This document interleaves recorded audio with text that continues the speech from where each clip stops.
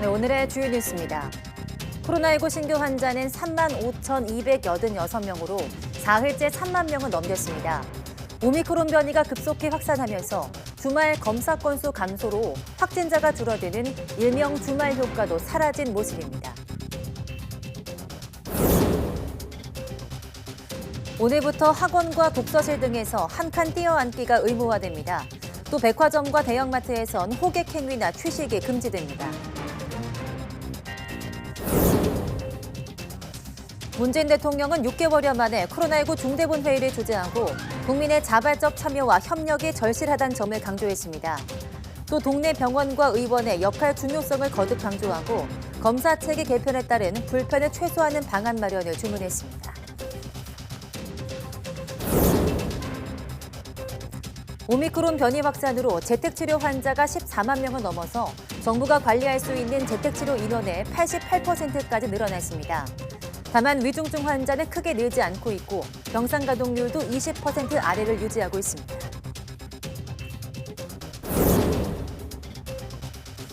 국내 연구진이 위치 정보 없이도 휴대전화 전파 신호를 이용해 모든 밀접 접촉자를 10분 만에 찾을 수 있는 기술을 개발했습니다. 마치 지문처럼 공간에 따라 전파 신호가 다른 점을 이용했는데 정확도가 99.8%에 달하는 것으로 나타났습니다.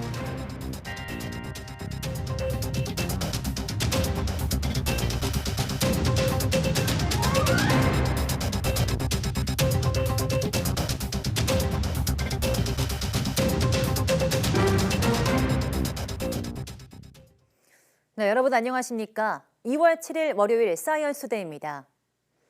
오미크론 변이가 급속도로 확산하면서 어제 하루 코로나19 신규 환자가 35,286명을 기록했습니다. 전날보다는 3,405명 줄었지만 사흘 연속 3만 명대를 이어가고 있는데 어제 확진자 수는 일주일 전보다는 2.1배, 2주일 전과 비교하면 4.7배 수준입니다. 검사 건수 대비 확진자의 비율을 뜻하는 검사 양성률은 26%로 역대 가장 높았습니다. 위중증 환자는 전날보다 2명 줄어서 270명을 기록했습니다. 사망자는 하루 사이 13명 늘어 누적 6,886명이 됐습니다. 네, 오늘부터 학원과 독서실, 백화점, 마트 등 방역 패스 대상에서 제외된 다중 이용시설에 새로운 방역 조치가 시행됩니다. 학원과 독서실, 스터디 카페는 밀집 제한 조치로 띄어앉기를 하고 백화점과 마트 등 대규모 점포는 호객 행위와 취식들이 금지됩니다.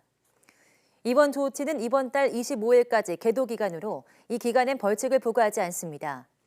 이와 함께 그동안 시행된 거리두기 조치는 오는 20일까지 2주 더 연장됩니다. 사적 모임은 최대 6명까지 가능하고 식당과 카페 등은 저녁 9시까지, PC방이나 키즈카페 같은 곳은 저녁 10시까지 영업할 수 있습니다. 코로나19 검사와 치료에 참여하는 동네 병원과 의원이 오늘부터 300곳 가까이 늘어납니다. 보건복지부 중앙사고수습본부는 호흡기 진료 지정 의료기관이 지난 5일까지 482곳에서 오늘부터는 779곳으로 확대된다고 밝혔습니다. 여기에 음압시설 등을 갖춘 호흡기 전담 클리닉을 합치면 오늘부터 1,100여 개 병원과 의원에서 코로나19 검사와 치료가 이뤄집니다. 이런 가운데 정부는 자가 진단 키트 1,000만 명분을 이번 주 약국과 온라인에 공급할 예정입니다. 네, 문재인 대통령은 오미크론 변이 확산으로 코로나19 확진자가 급증하자 중앙재난안전대책본부 회의를 직접 주재하고 국민들의 자발적 참여와 협력이 절실하다는 점을 강조했습니다. 문재인 대통령은 오늘 오전 8시 반부터 50분 동안 국가위기관리센터에서 중대본 회의를 주재하고 우리 국민의 성숙한 시민의식과 방역, 의료 역량의 우수성으로 오미크론 변이도 충분히 넘어설 수 있다며 이같이 말했습니다. 또 동네 병원과 의원의 역할 중요성을 다시 한번 강조하고 검사 체계 개편에 따른 불편을 최소화하는 방안 마련을 주문했습니다. 이와 함께 필수 기능 유지에 대한 계획 점검과 차질 없는 시행, 방역과 의료 대응에 있어서 지자체 역할의 중요성을 강조했습니다. 문재인 대통령이 중대본 회의를 직접 주재하는 것은 이번이 세 번째로 지난해 7월 이후 6개월 만입니다.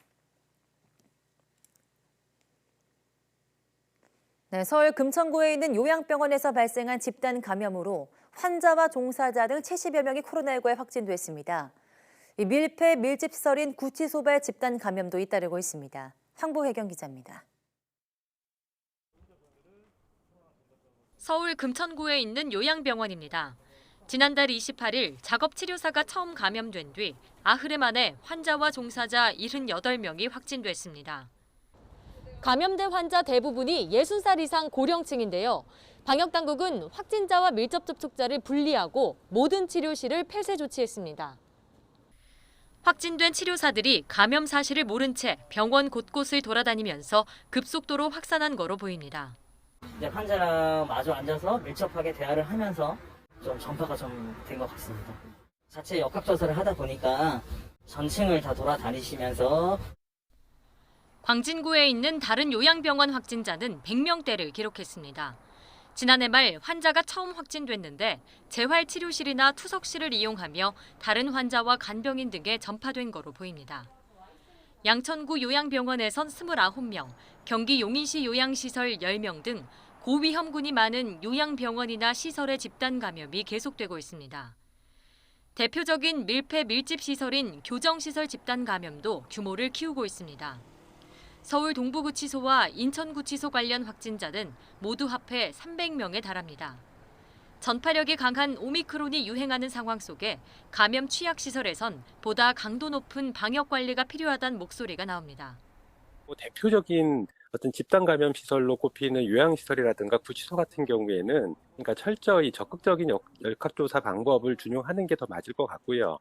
그리고 해당 시설에 종사하고 계신 분들에 대해서는 가급적 3차 접종까지 마무리를 하시는 게 방역당국은 감염 취약시설에 먹는 치료제 처방을 확대하고 선제 검사를 통해 감염자를 조기에 발견해 확산을 막는 데 중점을 둔다는 방침입니다. YTN 황보혜경입니다.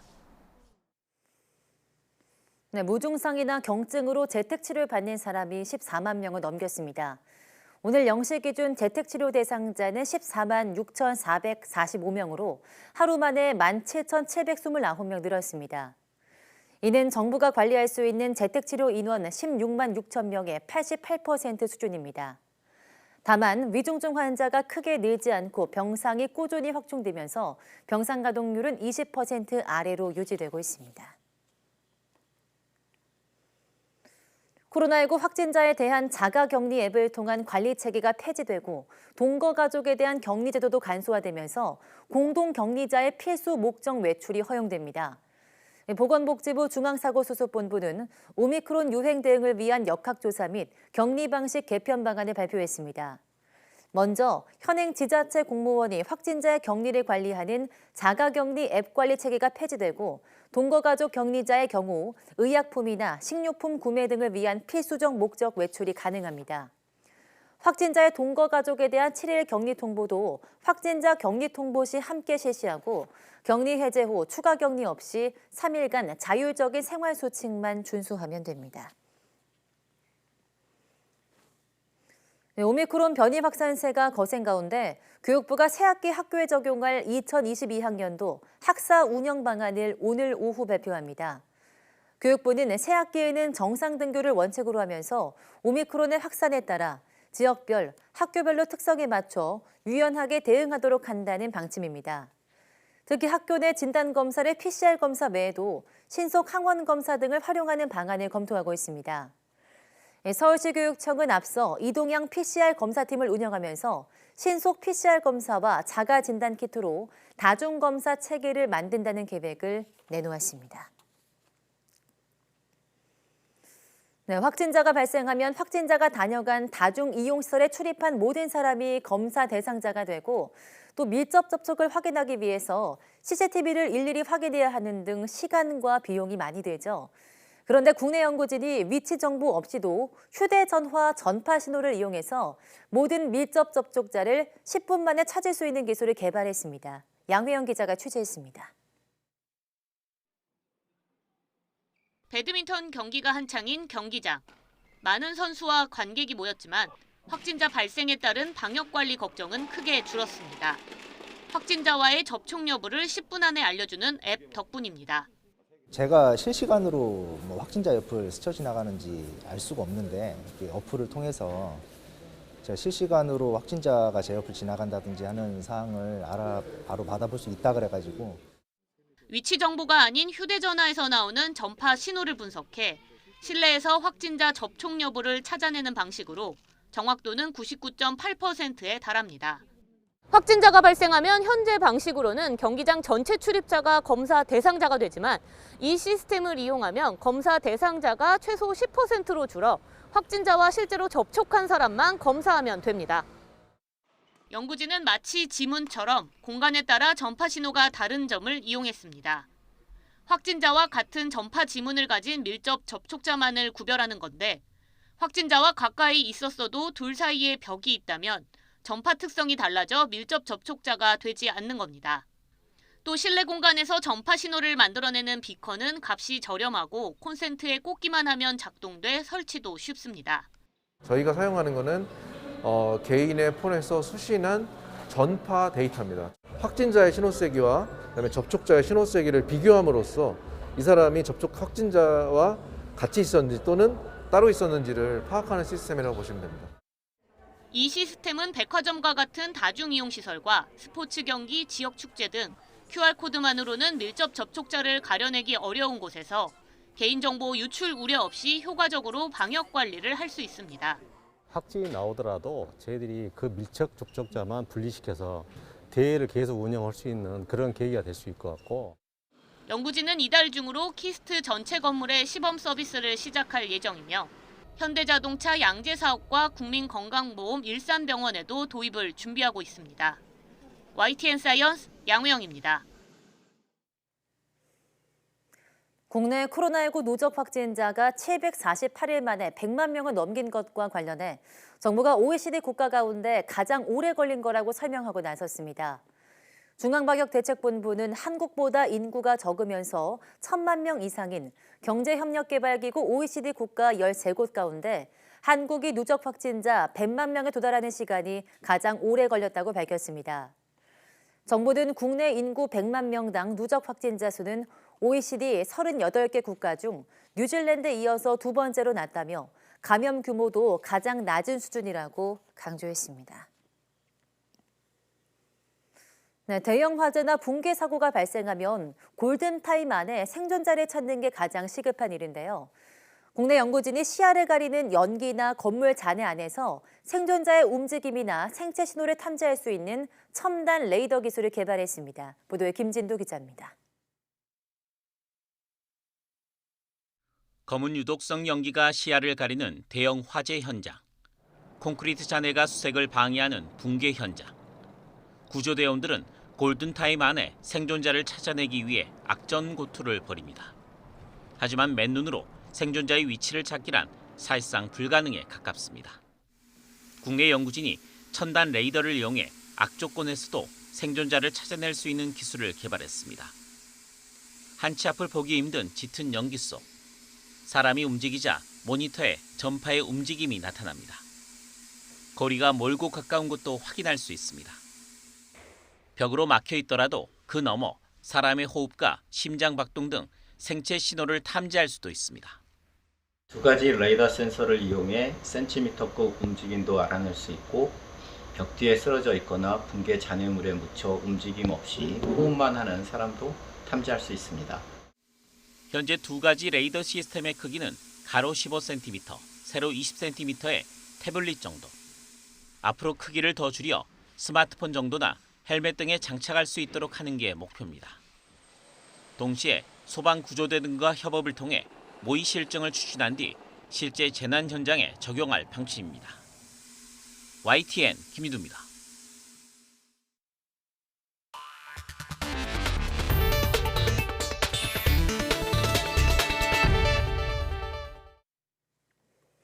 한국과학기술단체 총연합회와 YTN 사이언스가 공동 주최하는 대선 후보 초청 과학기술 정책 토론회, 그 세 번째 순서가 내일 진행됩니다. 내일은 국민의힘 윤석열 후보를 초청해서 과학기술 분야 정책 구상과 비전에 대해 듣는데 오전 11시 15분부터 12시까지 45분 동안 YTN 사이언스가 생중계해드립니다. 토론은 후보의 기조연설에 이어서 연령대별로 구성된 과학계 패널들의 질의와 응답 형식으로 이루어질 예정입니다. 과학기술단체 총연합회와 YTN사이언스는 앞서 지난 19일 더불어민주당 이재명 후보, 27일 국민의당 안철수 후보를 초청해서 토론회를 진행했고 내일 윤석열 후보에 이어서 정의당 심상정 후보도 토론회가 예정돼 있습니다. 네, 백신 모범국으로 평가받던 이스라엘에서 최근 코로나19 중환자가 많이 늘어나 사상 최대를 기록했습니다. 현지 시간 5일 이스라엘 보건부는 자국 내 입원 중인 코로나19 중환자가 1,229명으로 기존 기록인 지난해 1월 26일에 1,185명을 넘어섰다고 밝혔습니다. 100만 명당 하루 사망자 수 또한 지난달 급증해서 최근에는 5명 수준으로 늘었다고 전했습니다. 특히 이스라엘 히브리대 바라크 라베 교수는 올해 자국의 코로나19 사망자 822명 중 백신 미접종자는 293명에 불과하다면서 지난해 8월 접종한 1차 부스터샷의 효과가 다소 감소한 것 같다고 평가했습니다. 네, 캐나다 수도 오타와가 코로나19 백신 의무화에 반대하는 트럭 시위로 기능이 마비되면서 비상사태까지 선포됐습니다. 짐 왓슨 오타와 시장은 계속되는 시위로 주민들의 안전과 보안에 대한 위험성과 위협이 심각해져 비상사태를 선포했다고 밝혔습니다. 지난달 29일부터 시작된 오타와 시위는 트럭 운전사들이 코로나19 백신 접종을 의무화한 정부 조치에 반대하며 시작됐으나 새가 불어나면서 전국 단위의 방역 규제 철폐 시위로 격화하는 양상을 보이고 있습니다. 현지 주민들은 계속되는 경적 소리와 도로 점거로 인한 교통마비 등으로 불편을 호소하고 있습니다.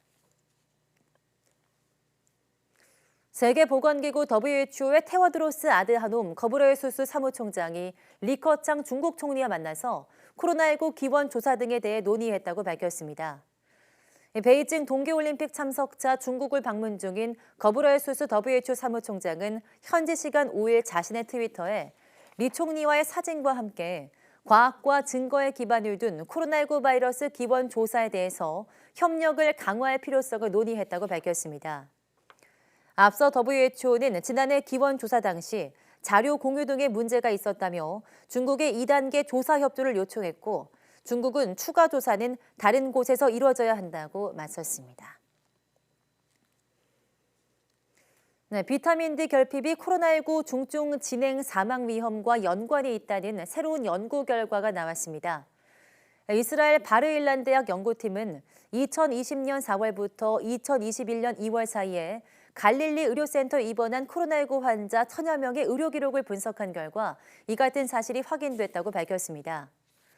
연구팀은 이들 환자 중 코로나19에 감염되기 2주에서 2년 전 사이에 혈중 비타민 D 수치를 측정한 기록이 있는 253명을 대상으로 분석한 결과 비타민 D 혈중 수치가 밀리그램당 20나노그램 이하인 환자는 40나노그램 이상인 환자보다 중증이나 위중으로 악화할 위험이 14배 높은 것으로 나타났다고 설명했습니다.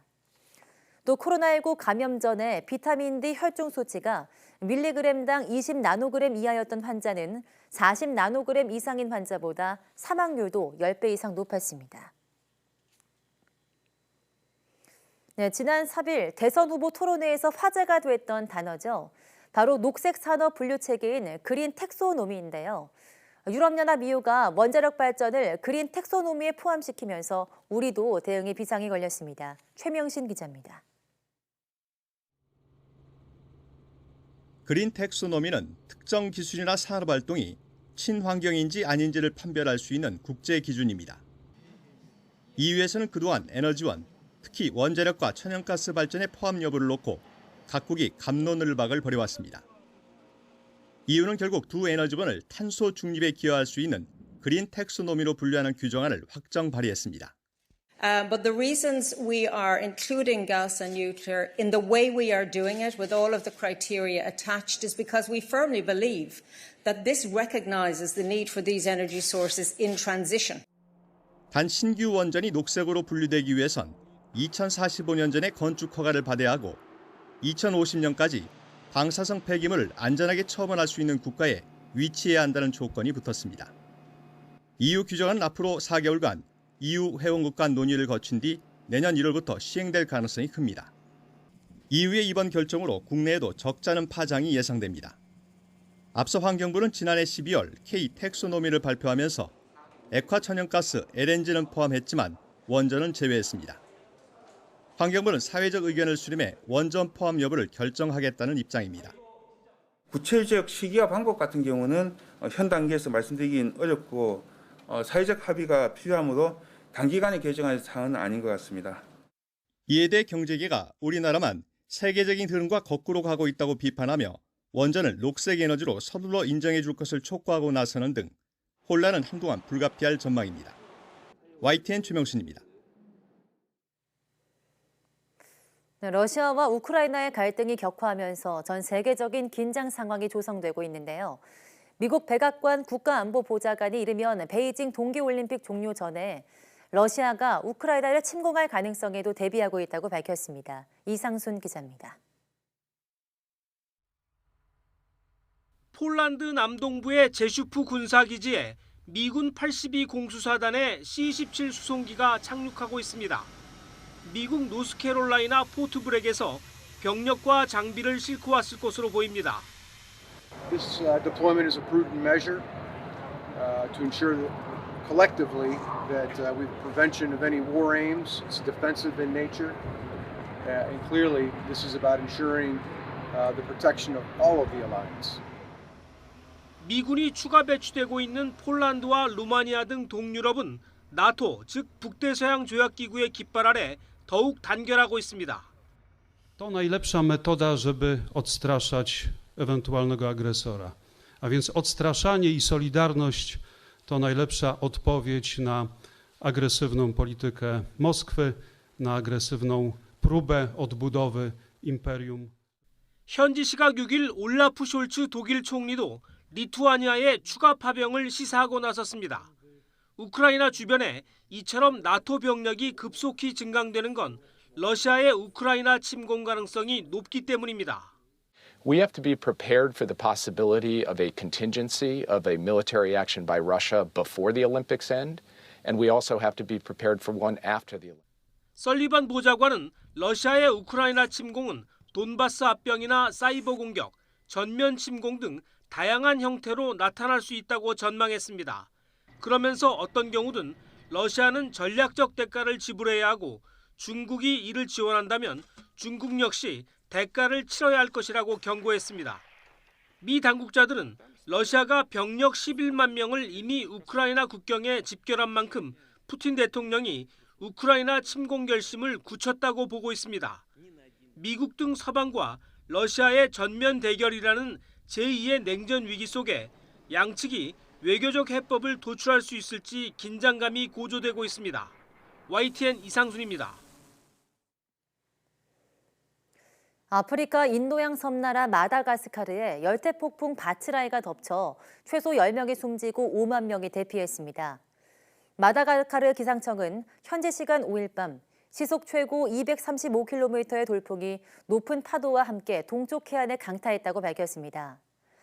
바츠라이가 상륙한 남동부 도시 마란자이는 이틀째 전기가 들어오지 않아서 수도 공급이 제대로 되지 않고 있으며 대피소로 사용될 학교와 교회 지붕도 일부 떨어져 나갔다고 외신들은 전했습니다.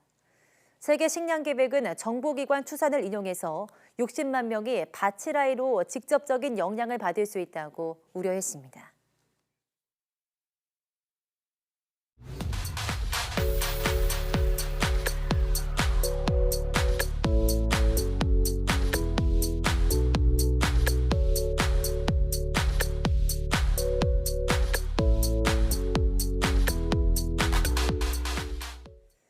네, 간암은 우리나라 암 사망률 2위를 기록할 정도로 생존율이 좋지 않은 병입니다. 특히 서구에 비해서 발생 빈도가 5배가량 높다고 하는데요. 오늘 오후 사이언스 투데이 내문 보고서에서는 소리 없이 찾아오는 질병, 간암의 치료법과 예방법에 대해서 이야기 나눠보겠습니다. 많은 시청 바랍니다. 함께해 주신 여러분 고맙습니다.